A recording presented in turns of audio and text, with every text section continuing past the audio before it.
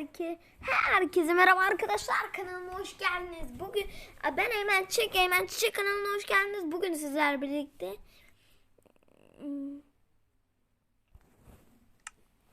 neyse arkadaşlar, ismimi Ege koymuşum. Keriz Eymen koymayı unutmuşum ben. Bir saniye. Ben kedine gerek var ki? Göz rahatlığını kapatalım. Evet. Evet. Bugün ne yapıyoruz? Evet. Yapmıyoruz. Karakterim çok güzel.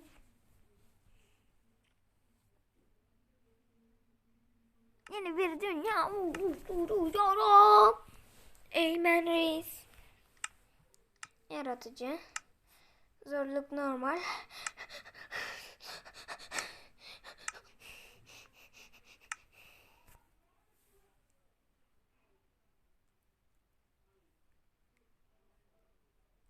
Evet.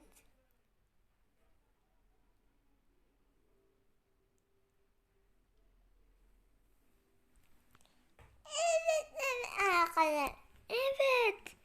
Bu ne? Bu ne? Dünya. Dünya ne? Dünya.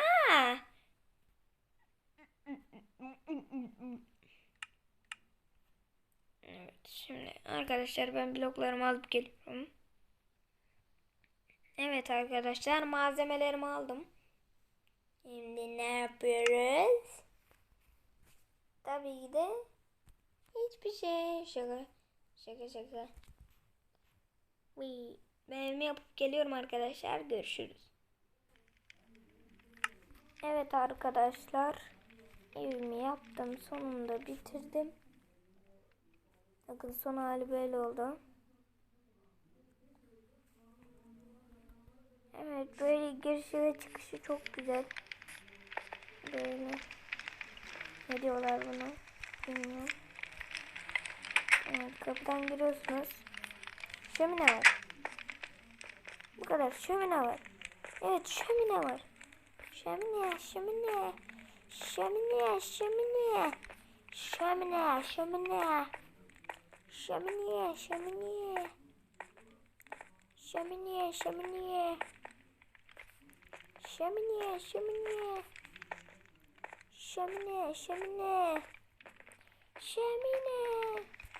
Bu videonun ismi şömine dansı.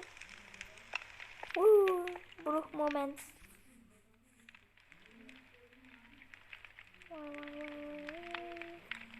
Evet arkadaşlar, bir videonun sonuna geldik. Görüşürüz.